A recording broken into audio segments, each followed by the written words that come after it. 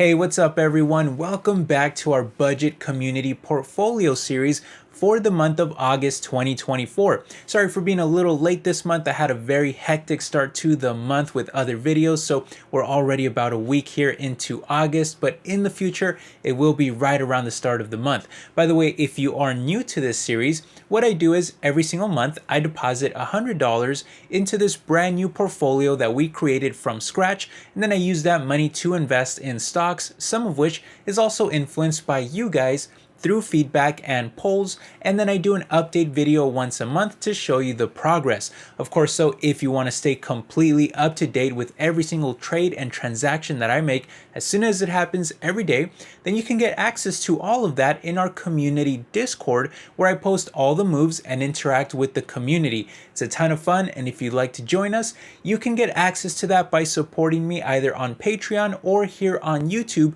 through the join button down below and selecting the appropriate tier. And thank you to everyone that does support the channel this way, because I can't do this without you, so thank you very much for that. It really means the world to me. With all of that said though, let's jump into this month's update. We'll start with how the portfolio is doing so far and everything that I purchased last month in July. I'll show you how every single position is holding up. We'll talk about what I plan to buy here in August, and then I'll finish up by responding to a few comments from you guys too. So jumping into it here, just a quick heads up, I am recording this on Monday. The past few days have been horrendous for the stock market, with most stocks getting absolutely crushed because of rising fears about the economy possibly going into recession if the Fed doesn't start to reverse course soon and lower interest rates. Talk a little bit more about that in just a second though, but when looking at the portfolio, much of our gains have unfortunately been wiped out this past couple weeks given the downturn in the market. Now, currently the portfolio does have a total balance of just a bit over $1,000, and I've now had this account for 9 full months where I deposited a total of $1,000, which means we are currently up only about 4% on it. Again, a big reason for that was these past couple days just wiping out most of our gains, which is unfortunate, but at the same time, I'm actually, kind of happy about it because it is opening up some more great buying opportunities, which we'll also talk about in just a second. But going back to the account here, this actually includes our cash portion too. But if we exclude that and only look at our individual stocks and how those are doing, well, it is a little bit better at 5% gains. Speaking about cash though, we currently have a cash ratio just under 30%, which is good enough for now, and it'll actually get a little better towards the end of this video when I deposit another $100 for August. Sticking with July though for a second, I only ran a couple of polls this month. I'm sorry about that. I got really busy this month, but in the future I will run a lot more, I promise. But we had this one here on YouTube asking which new stocks should be added to the portfolio, to which 37% voted for Visa, which beat out Intel, Apple, C3, and GM, so I added some Visa stock to the portfolio. And then I also asked over on Discord, which of our dividend paying stocks should we buy more of, to which 25% of the votes went to Verizon, with Pfizer, Nexera, Medtronic, and Cisco falling the closest behind it. So I went ahead and bought some more Verizon stock for us too.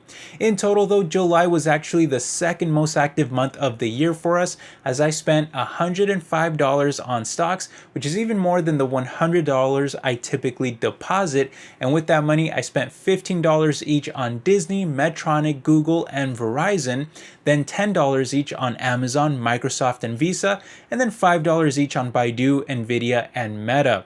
All great stocks, by the way. I love these pickups here, and with the drops in the market, I'll probably be adding to many of these positions too here in August. Speaking of which, let's take a look now at how all the stocks are holding up in the portfolio to see what I'll be looking to buy more of here in August, and then we'll respond to some viewer comments too.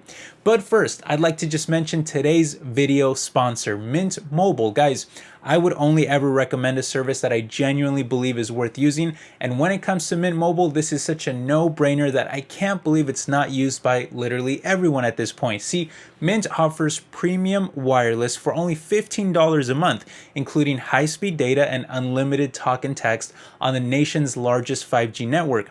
And switching has never been easier, as you can literally keep using the same phone and number you already have and just switch over using eSIM, or have Mint ship you a physical SIM card for free, all from the comfort of your own home. Guys, Big Wireless wants you to believe that it's hard to switch providers, and they do this in order to keep you locked in and paying for ridiculously overpriced plans, when the truth is that there's actually a much better option out there for a fraction of the cost. With Mint Mobile, I literally get the same speed, service, and quality, except now I have more money in my pocket, which I get to use for investing in stocks. So what are you waiting for? It'd be insane not to switch and save all of that money yourself too. Go to trymintmobile.com/allaisworld to get a special discount when you sign up. The link is down in the description. And thanks again to Mint Mobile for sponsoring this video and for providing truly affordable wireless plans at a time when, let's be honest, inflation and interest rates continue to weigh on consumers. So it's time to get smart, save money, and switch to Mint Mobile. All right, jumping back into the community portfolio here, let's take a look at how all the holdings are doing so far and how much I'm either up or down on each of those stocks, and what I plan to do here in August moving forward too. So here's all the holdings on our SoFi account. I have to use a video screenshot for this now because it's just too many stocks to show at once. But as always, I made some custom charts for you here to better visualize the data. And I'm also going to start posting these on Discord too, in case you want to take a closer look yourself. But here's a pie chart of everything we own. I'm super happy, of course, with Google, Amazon, Medtronic, Microsoft, and Meta making up the top 5 holdings and close to half of the entire portfolio, because those are easily 5 of my absolute favorite stocks in the market. I want to be heavily invested in those. I do think, just kind of looking at the portfolio here, it is pretty tech heavy, but it's also because I just love tech in general, and that's where I see the most long-term potential in. However, I do also want to try to spread it out a bit among other sectors, which I believe I have done with some other stocks here, especially some of my favorite dividend stocks like Medtronic, Verizon, Pfizer, Bristol Myers, and Extra Space Storage. Pretty good sized position in those, and those are of course spread across healthcare, telecom, and even real estate, so I think that's a good sign as well. Another thing I noticed here is that two of my two Chinese stocks, only 2 I own here, is Alibaba and Baidu.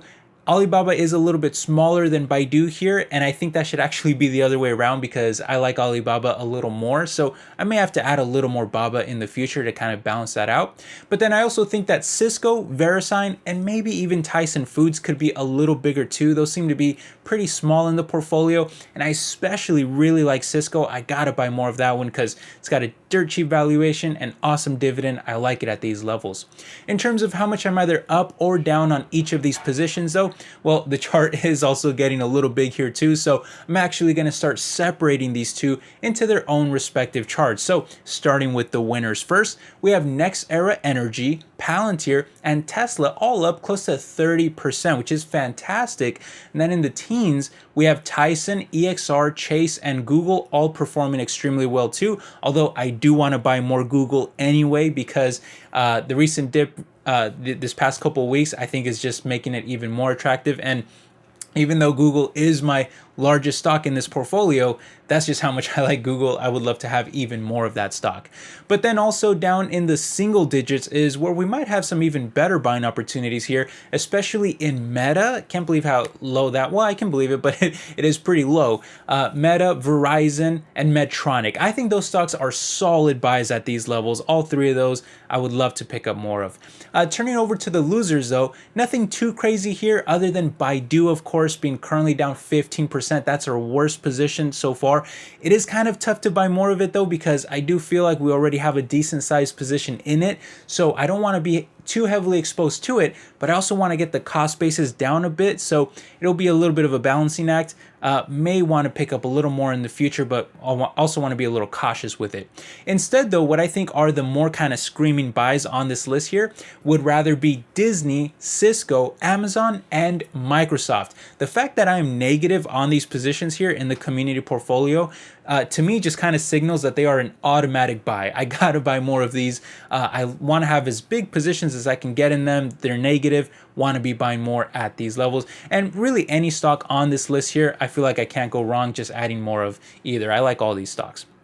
Of course, though, I will be running some more polls this month too to see if there's any other new stocks that you guys would like to see added to the portfolio as well. But just to finish up here, I deposited another fresh $100 for the month of August, which raised the account up to $1,139 while also raising our cash ratio up to above 30% again too, which I love to see. I think we've got plenty of ammunition here to have a great rest of the month in August and pick up some great stocks as they fall on the current market dip. Okay, with all of that out of the way though, it's time now to answer some of your guys' comments and questions. So let's do about 5 or 6 comments today and see what we find here. So we've got this first one here from Mass Manic Media, who says, I think how you are diversifying and spreading out over several stocks is the exactly right way to do a public step-by-step portfolio. This is the perfect way to show how anyone can do this. It is possible and you are showing your work. Well, thank you very much for saying that. I think that this comment here was probably a bit of a response to another comment that I received in last month's video. We talked about last month. It was a much more critical comment that we had received from someone else that was critical of how diversified this portfolio is. That person really wanted the portfolio to be smaller in terms of how many stocks we own. They only wanted a few stocks to be in the portfolio in total. And my response to that was that, you know, this is a public portfolio, so I do want it to be a relatively safer one. And by spreading out across many different stocks, we can kind of lower the risk a little bit, because if any particular stock crashes, it won't have too much of an impact on the rest of it. With that said, though, I still do go, of course, much heavier on my favorite ones, and only 5 stocks really make up close to half of the entire portfolio in our top 5 holdings.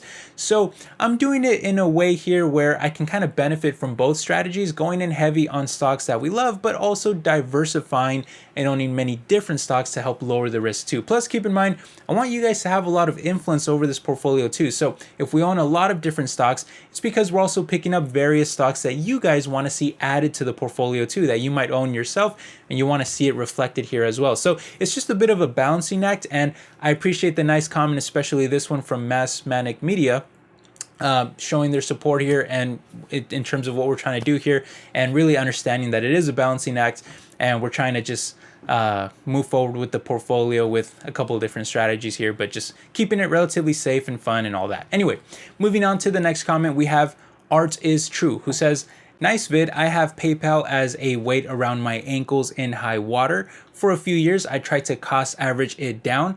Oh well, here we go again. I'm not only an investor in PayPal, I'm a 20 plus year user of their service. So yeah, PayPal has been a bit of a disaster story this past year. I believe we actually picked it up for the first time in the community portfolio last month. You guys can correct me if I'm wrong about that, but I believe we relatively recently picked up PayPal, and it was because they won a poll survey and you guys wanted to see it added to the portfolio. Of course, PayPal stock has crashed a lot, but we were able to get it after the crash, so we're fortunate in that sense. I do feel for this person who has unfortunately seen their stock crash, but hey, that's why, again, I try to have a long-term mindset and I try to diversify my holdings. I'm sure this person does too. But yeah, if you can kind of diversify your portfolio a bit, then that way, even if one stock happens to perform very badly, you still have others that can perform well long term. And that's why I try to stick to that strategy. Moving on, though, we have Tony D, who says, question, why do you need so many stocks in a portfolio? Isn't better to focus on about 8 to 10 stocks and continue to build on them, occasionally adding a screaming buy? Well, I would say no. I like the formula that we're using here, like I mentioned before, and I think it'll work out great long term. There's nothing wrong with owning a lot of stocks. Most will be good, but some might struggle. However, if you only own a few stocks and you go super heavy into them, you better hope that they're all perfect, or else just a couple bad apples could spoil the lot. But that's why I try to diversify a bit, own many different stocks, and I just think that's a safer strategy overall. Next up, though, we have Leonardo Coprio.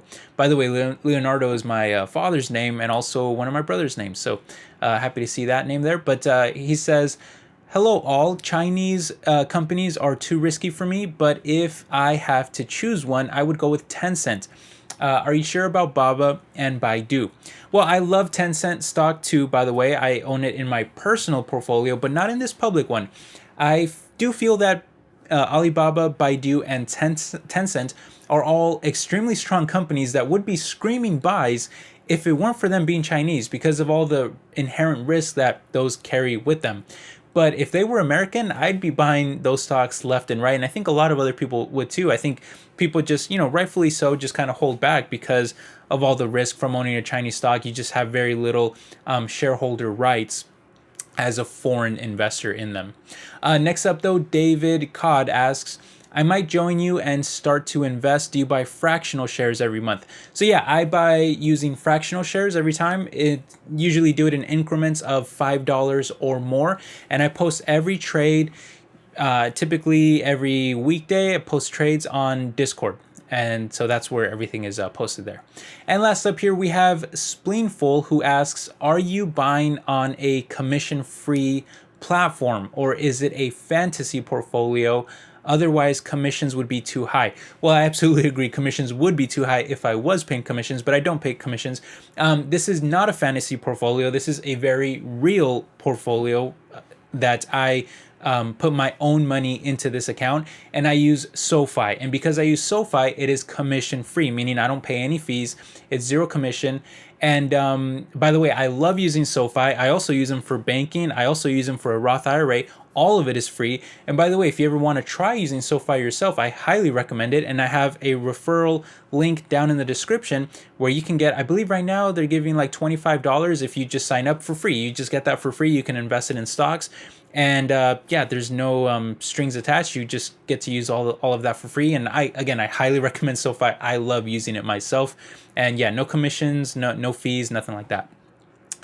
Anyway, I think we'll go ahead and stop there. Thank you for all the comments. If you want to leave some comments here on Discord and Patreon, anywhere else, feel free to do so, and I may include them in next month's video. Again, a giant thank you to all my patrons and supporters. Couldn't do this without you. Thank you for all your support, and for all of my loyal viewers. It means the world to me. Thank you so much for your support, everyone. I hope that you are all doing well. I hope you enjoyed the video, and I'll catch you in the next one. All right, take care, everybody. Bye-bye.